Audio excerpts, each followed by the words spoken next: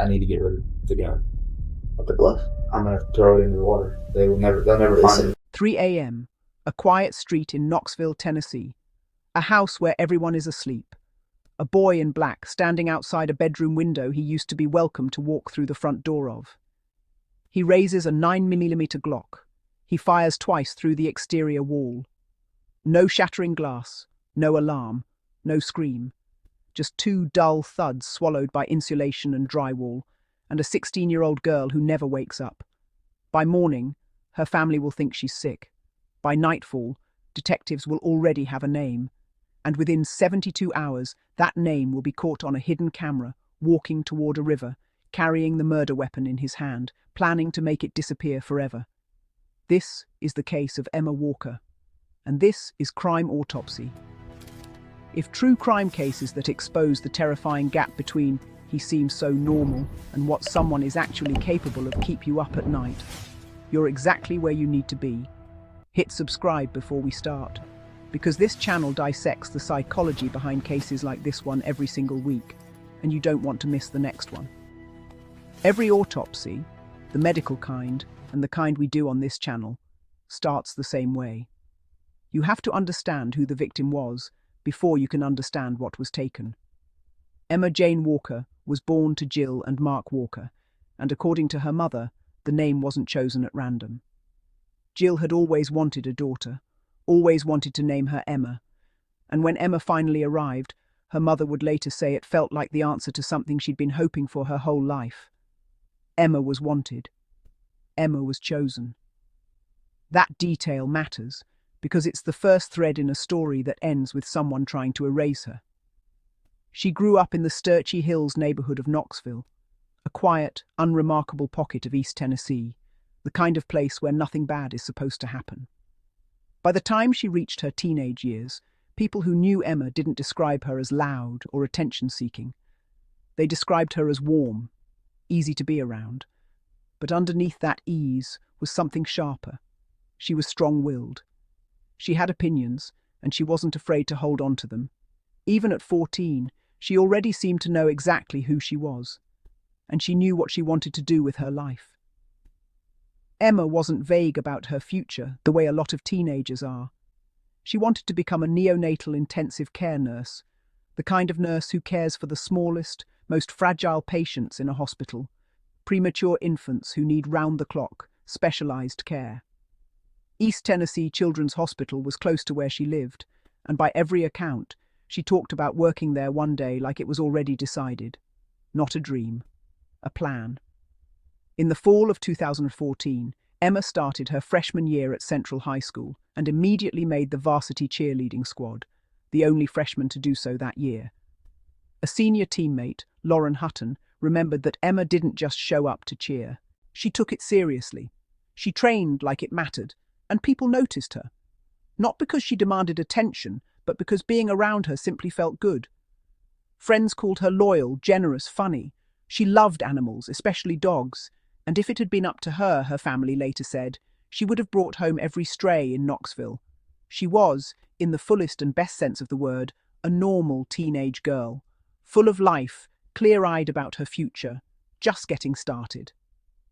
That was Emma's world in September 2014, and that same month, she met the boy who would end it. Quick gut check before we go further. If you've ever known someone who changed slowly, in ways that were hard to name until it was almost too late, drop a comment below.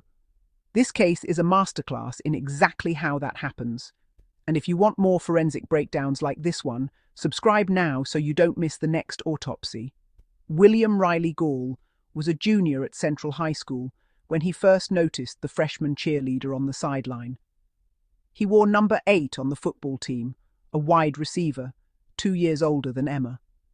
People who knew him back then didn't describe him as a stereotypical jock. One friend even called him a little nerdy.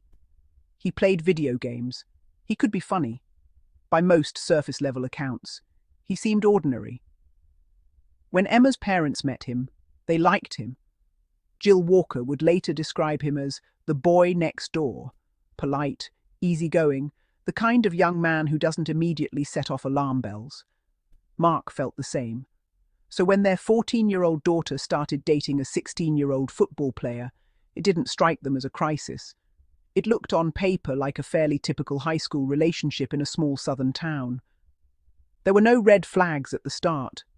That's important to sit with for a second, because it's true of almost every case like this one. Coercive control doesn't usually announce itself on day one. It's rarely a switch that flips. It's a slope, and it's engineered to be gradual enough that by the time you notice you're sliding, you've already lost your footing. Researchers and advocates who study intimate partner violence describe two behaviors that tend to define the early architecture of a controlling relationship: isolation and control over decisions. It moves faster than victims expect, and it accumulates in small increments. A comment about a friend, an opinion about an outfit, a question about who you were texting, until pieces of a person's independence have quietly been signed away. That's what people around Emma began to notice as her relationship with Riley continued. He became more possessive. He paid close attention to who she spoke to. He had opinions about what she wore, where she went, who she spent her time with, and he made those opinions known, often in ways that friends and family later said no 16-year-old girl should have had to hear from someone who claimed to love her. Emma's parents saw it happening in real time. They tried to intervene. At one point, they told Emma she wasn't allowed to see Riley anymore, that he wasn't welcome in their home. But Emma was strong-willed, and in this particular moment, that same trait that made her so determined about her future also kept her tangled in a relationship she couldn't fully extract herself from. She kept seeing him anyway. After Riley graduated from Central High, he enrolled at Maryville College, about 16 miles south of Knoxville, where he'd earned a roster spot as a wide receiver. On paper, the relationship became long distance. In practice, the distance did nothing to loosen his grip. If anything, his fixation on Emma intensified. By the autumn of 2016, Emma had reached a decision. She needed to end it, for good this time. She'd tried before, more than once.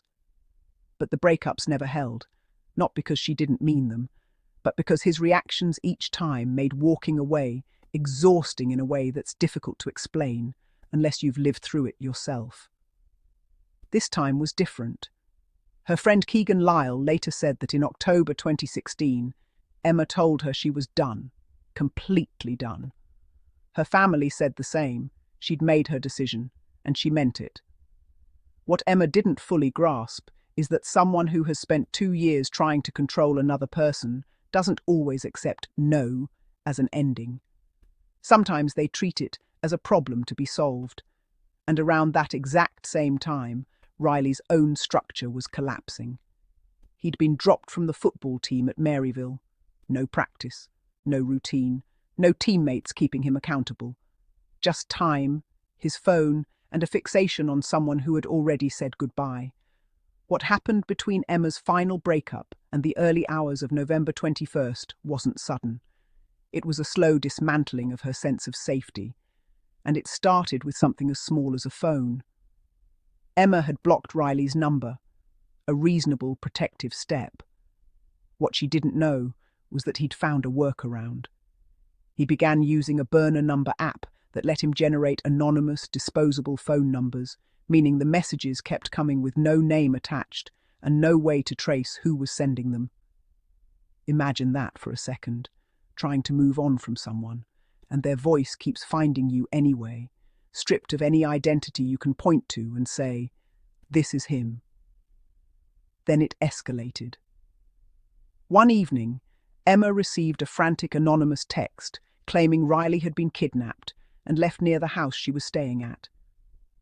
It read, according to reporting on the case, something to the effect of, "Go outside alone, keys in hand, or someone she loved would be hurt." It was urgent. It was terrifying. And it worked exactly the way it was designed to. Emma went outside with her friend Zach Green. Under a streetlight, they found him, Riley Gall, lying face down in a ditch. They ran to him.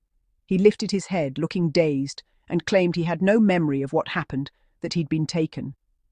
Zach would later describe the moment with disbelief, Emma asking him point blank why he was there, and Riley answering only that he didn't know. Emma didn't buy it. She'd ended things. She'd made that clear. And yet somehow he'd turned up exactly where she was, at exactly the right moment, with a story that didn't add up. It's the kind of coincidence that isn't a coincidence at all. Then came the figure in black.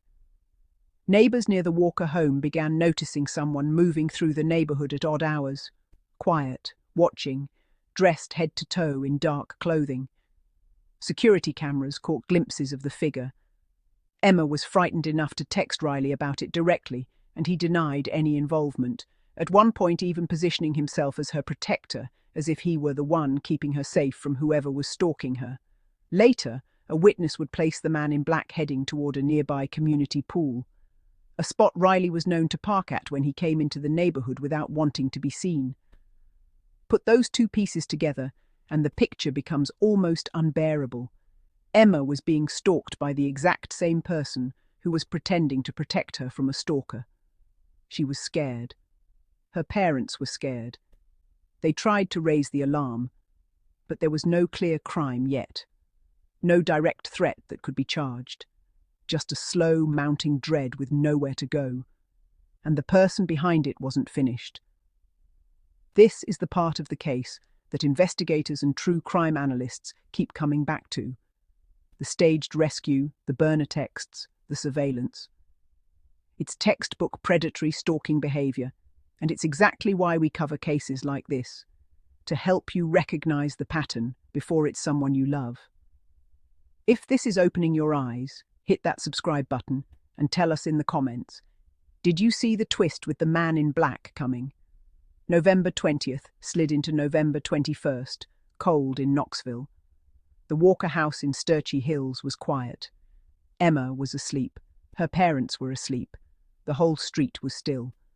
Sometime around 3 a.m, Riley Gall was standing outside that house. In the days before, he had taken a 9mm Glock from his grandfather. He knew the layout of the home intimately. He'd been inside it before, back when he was still welcome, back when none of this had happened yet. He knew exactly which room was Emma's. He fired twice through the exterior wall, directly into her bedroom. There was no broken glass to wake the house, no loud disturbance, just 2 shots absorbed by drywall and insulation, gone almost as soon as they happened. One bullet passed through the wall and struck Emma behind her left ear. The other lodged in her pillow. She was asleep when it happened.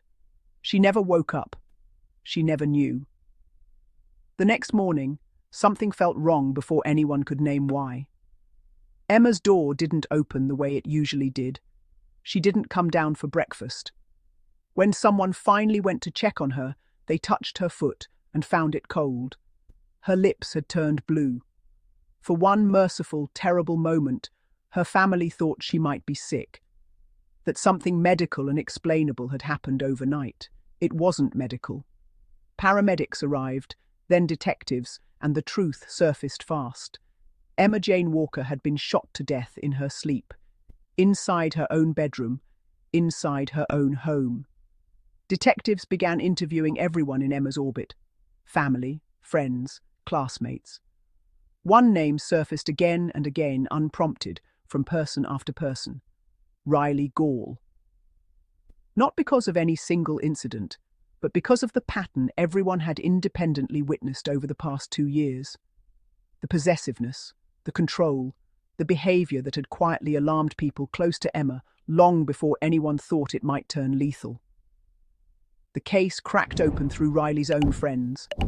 Alex McCarty, one of his closest friends, came forward and told detectives that Riley had taken a handgun from his grandfather the same weekend Emma died.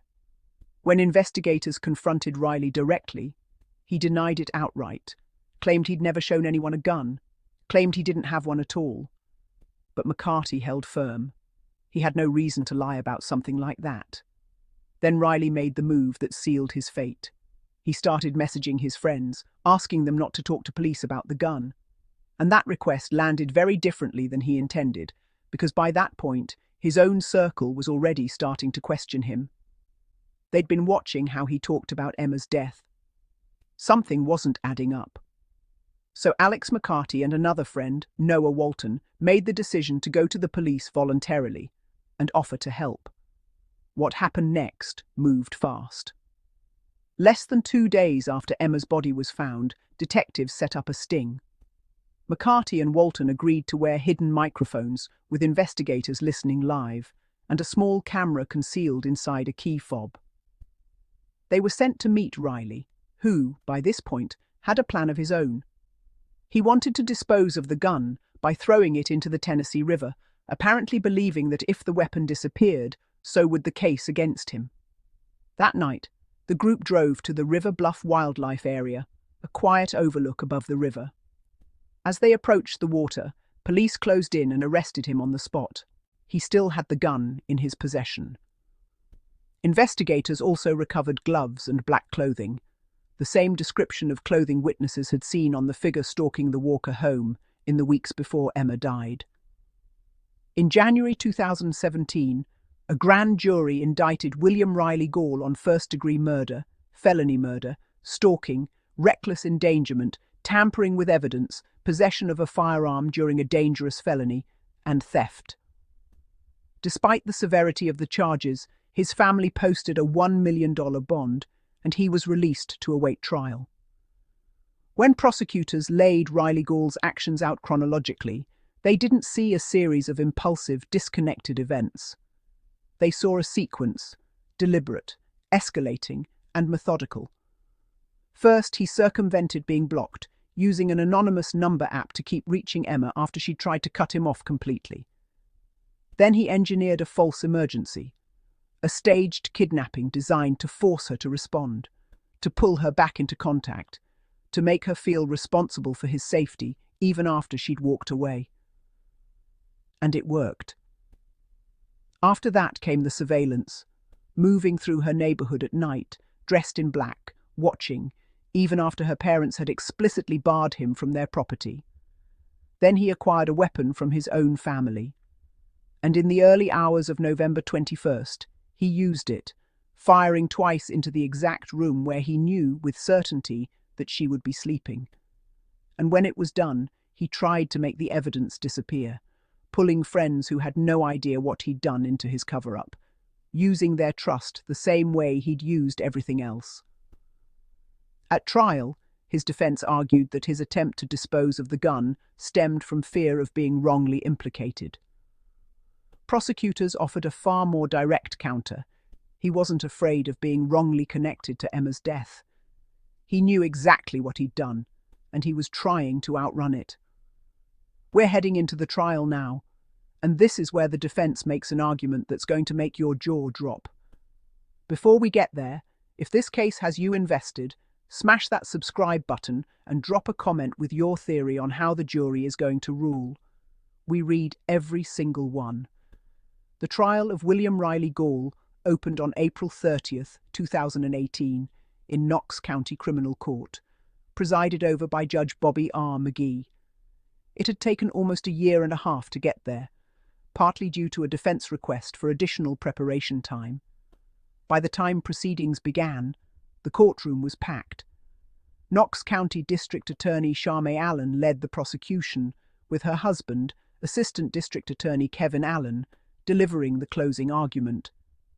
Behind the prosecution's table, the jury could see a photograph of Emma, smiling in her cheerleading uniform, frozen at 16, while the room around her debated exactly how her life had ended. The prosecution's argument was direct. Riley intended to kill Emma. He acted out of rage after the breakup. He knew the house, knew exactly where her room was, and the shots weren't random. They were aimed. Kevin Allen reminded the jury that Emma had been murdered inside what should have been the safest place in her world, her own bedroom in her own home. The defense, led by attorney Wesley Stone, didn't dispute that Riley fired the shots. That much wasn't in question.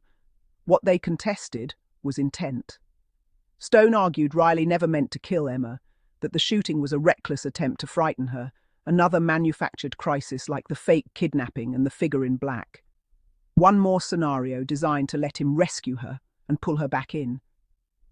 He told the jury that proving intent to kill would require believing Riley knew precisely where Emma's head was positioned on the bed, through a wall, in the dark. The prosecution's rebuttal was quiet but devastating. Riley had been inside that house before. He knew the room. He knew the layout. He fired twice, and one of those 2 bullets struck a sleeping 16-year-old girl behind her left ear. The trial included testimony that was difficult even for hardened courtroom observers to sit through. Jill and Mark Walker took the stand and described the morning they found their daughter. Friends detailed months of increasingly disturbing behavior. And the jury watched the body camera footage from the river sting. Real, unedited video of Riley Gaul walking toward the water with the murder weapon in hand, planning to erase it from existence. On May 8, 2018, the jury returned its verdict. Guilty on every count: first-degree murder, felony murder, stalking, theft, possession of a firearm during a dangerous felony, tampering with evidence. Audible gasps moved through the courtroom gallery as the verdicts were read. Riley, who had remained free on bond throughout the trial, was taken into custody immediately. Outside the courthouse, Emma's loved ones held on to each other. Charmaine Allen told reporters simply that the day had been about justice, for Emma and for her family. Under Tennessee law, a first-degree murder conviction carries an automatic life sentence. Riley Gaul received that sentence, with parole eligibility not arriving for 51 years. Additional charges pushed his total sentence to 60 years. At sentencing, he chose to speak. He apologized to the Walker family. He claimed the shooting had been an accident, that he'd only wanted to scare Emma, never kill her, and that he was sorry for taking her away from them.